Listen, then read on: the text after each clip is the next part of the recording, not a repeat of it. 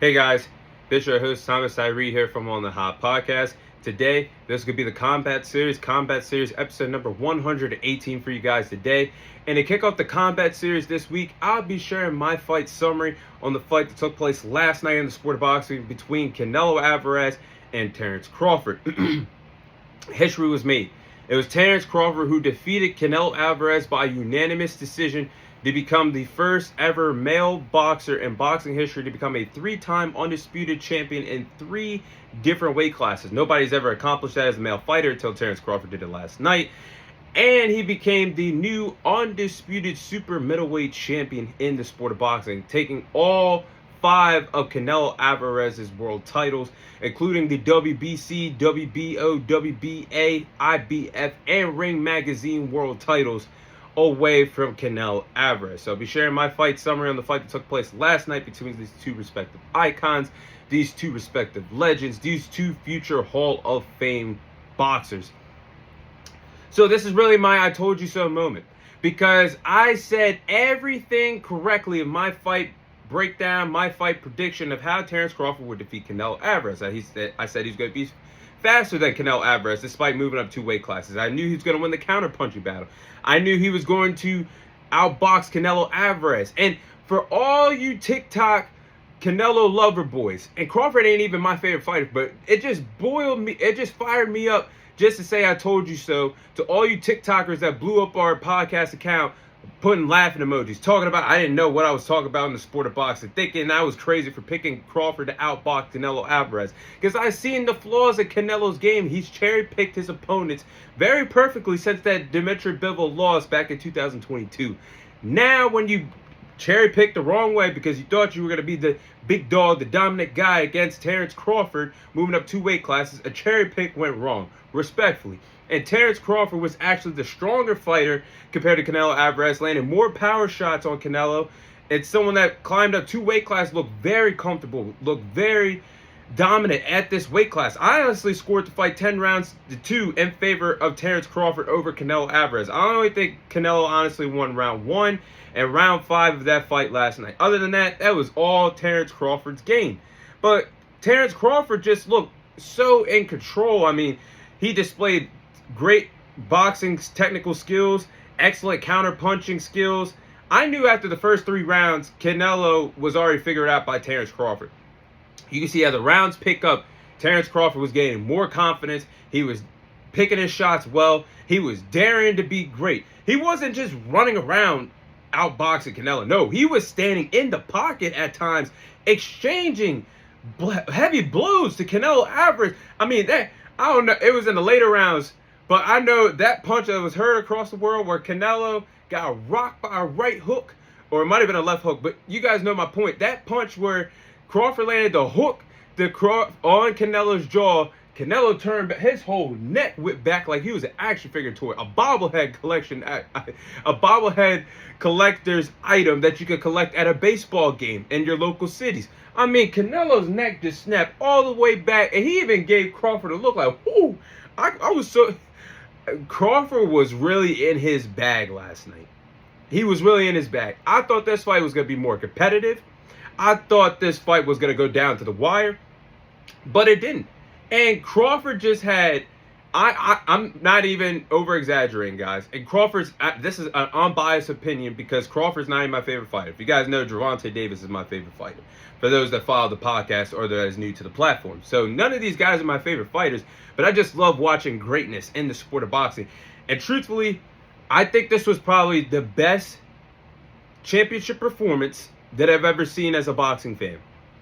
Now, I'm 26 years of age, so I'm a little late to the game for some OGs out there watching that are diehard boxing fans. But for my era, how special was that for Terence Crawford, realistically a welterweight, that had a pit stop last summer at 154 fight Israel Madrimov, and yeah, he didn't look at his best, which had people concerned for him moving up 2 weight classes, but a talented fighter, proving everybody wrong, defeating the weight bully. Canelo was literally 11-0 at this division. Former 2-time undisputed champion at this super middleweight division. He never lost at this division. Crawford just went up, dared to be great, and outboxed him, outstyled him. There was no excuses. If you're a diehard Canelo fan, you woke up this morning with no excuses. There was none. And if you guys dare say an age of Canelo's older, guess what? Crawford's 37. He'll be 38 in a couple weeks. I'm telling you guys, I mean, after the first 3 rounds, he had him figured out. And I told y'all, once Terence Crawford was going to win the counter-punching battle and exchange in the pocket, I knew at that point when that was going to happen in the fight, when I broke it down for you guys last week, it was going to frustrate Canelo Alvarez and make him get thrown off of his rhythm offensively and make him reset several times with his feet. You guys seen it. And at times, Canelo was on Bambi legs. The way how he was getting hit by Terence Crawford. I think the last time that someone honestly was rocking Canelo Alvarez this bad with power shots was probably Triple G in their first fight, or in the first 2 fights of their trilogy. I've never seen Canelo rocked with shots like this before. And Terence Crawford did a good job fighting in different lateral movements against Canelo, which had a big play in the fight of how it was going to be a disadvantage that Canelo was already at with the footwork. But that played a huge role in this fight, how Terence Crawford fought in different lateral movements very comfortably. And it got to the point where Canelo was getting frustrated because he could not pin Terence Crawford up on the ropes or cut the ring off. And honestly, I think Terence Crawford played it safe because around 9, 10, 11, and 12, there were some moments where Terence Crawford honestly could have knocked out Canelo Alvarez. And I'm sitting here screaming at the TV with my family. Go for the kill. You got it. He literally could have knocked out Canelo Alvarez or been the first man to score a knockdown against Canelo.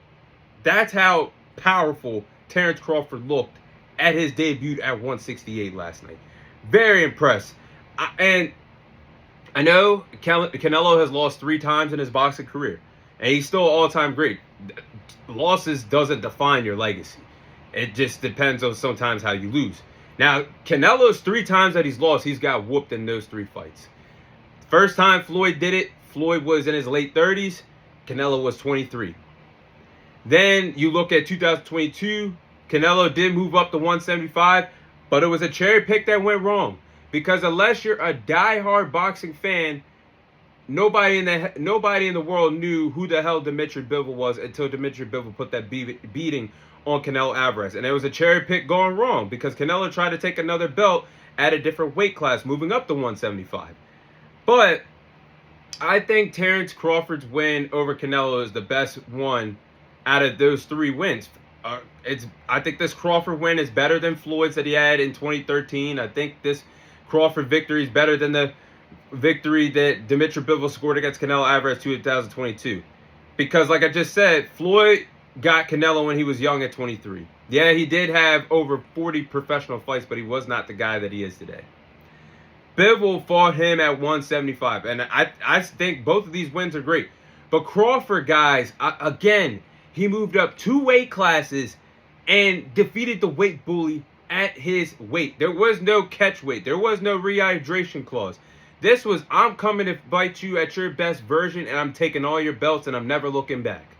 That's what Terence Crawford did to Canelo. So I have to say Crawford's win is better than the win that Floyd had against Canelo in 2013.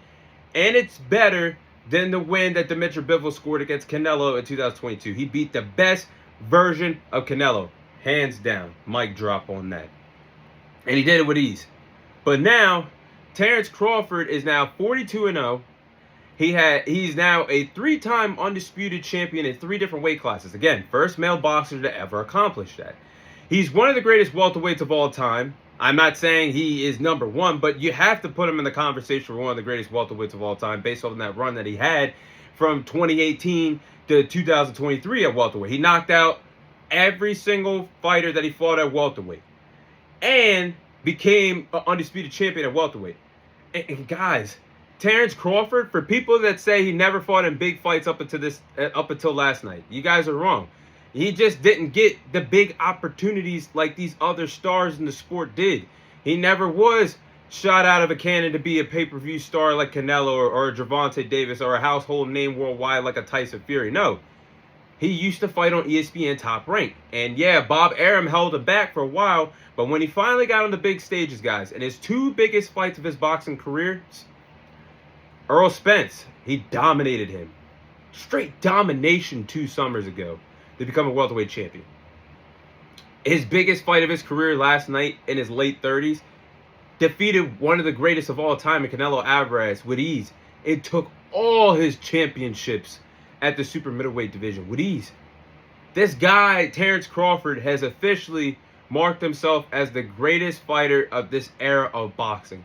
And officially the greatest boxer that we've seen since Floyd Mayweather has retired. Terence Crawford is one of the greatest of all time. Officially now. It's official. You can't debate it. You can't argue it. You just got to call a spade a spade. Terence Crawford deserves his flowers, and I'm here to give him his flowers tonight as I record this for you guys. But there's a few things I'm going to cover before I end this segment. Let's talk about the judges. There was 3 judges that had the best seat in the house at ringside watching this fight happen between Canelo and Crawford last night. Now, the judges, 2 out of 3 of these judges nearly killed my love for the sport of boxing, because if it was a robbery last night, I would have been done watching the sport of boxing. There's no way. There's no way. There could have been a robbery last night, but it almost happened. These 2 judges, Tim Chatham and Max De Luca, scored the fight 115-113 in favor of Terence Crawford. 115-113. Guys, that's... if it was 114-114, we're at a draw. A majority draw. And that is 2 points away from the fight being out of hands. A draw after Canelo got whooped on by Crawford. You mean to tell me that fight was that close last night? 115-113? How was that fight that close last night? How did Terence Crawford need rounds 11 and 12 to take those titles away from Canelo Alvarez? We nearly seen a robbery of the century in boxing.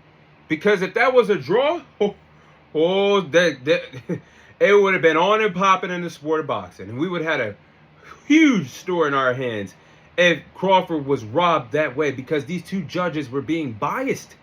They were. There's no way that 115-113. No, there's no way. The other judge scored at 116-112. Okay, that's respectable. But 115-113, hell no.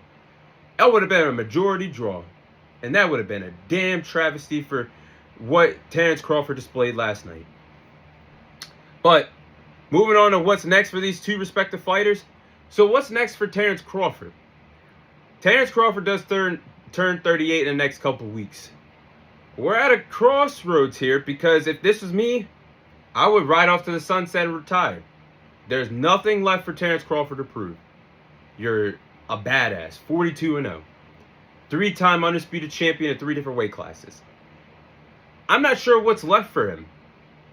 I would love to see him keep going, but I don't know what's really left for him. He's not going back down to 154. As stacked as that division is, I would love to see Crawford at 154, but he's not going to cut that weight after he just felt so natural, so comfortable at 168. He could go down to 160. He did tease that a little bit, talking about going down to middleweight. Because at 168, there's really nothing there for him. No Edgar Berlanga, no Jaime Mugina, no. It's a dead division now, 168. He could move down to 160. There's some world champions that would put up a good fight with Terence Crawford.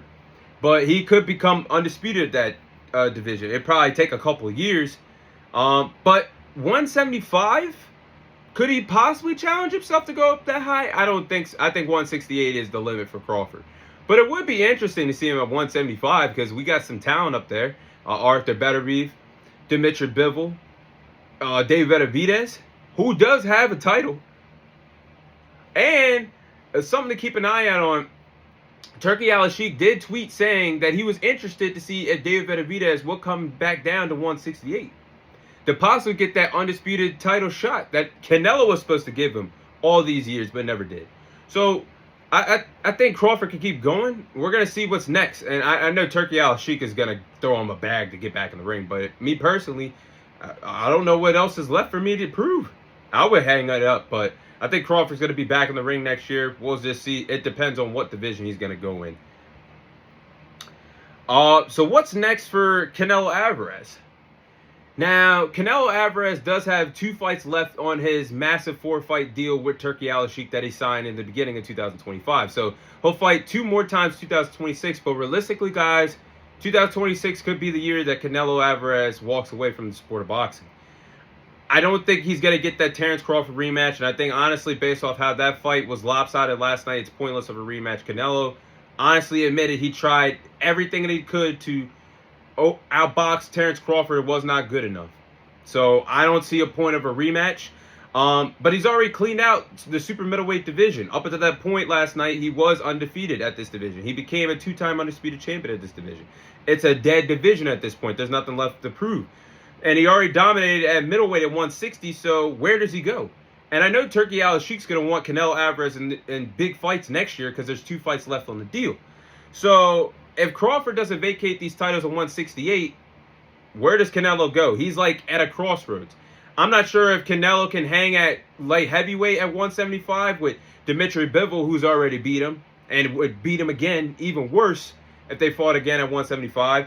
Arthur Betterby, that's a fun fight, but can this version of Canelo Alvarez hang with Arthur Betterby? That's a question and a different debate for a different day. Or you could finally fight David Benavidez for his WBC lightweight title. So there's options, but I don't know what direction Canelo goes in. And I think at 175, at least out of the 3 opponents would give him another L. Dimitri Bivol would beat him in a rematch. I've been saying for years David Benavidez would defeat Canelo Alvarez. He just wasn't the one to take the titles like Crawford just did. Arthur Betterby, that is a winnable fight, but how much punishment can you take from someone that's very comfortable, very dangerous at this division, former undisputed champion in this division, and has a knockout ratio of nearly 100%. So I don't know what's going to happen. I think Crawford's going to be back in the ring next year. It just depends. He'll probably go, I think Crawford go to 160, but Canelo, he really is at a crossroads here. And it ain't no tune-up when you come back. Turkey's going to throw him to the lion's den. So we're going to see what's next. But that is my fight summary on the fight that took place last night between Canelo Alvarez and Terence Crawford.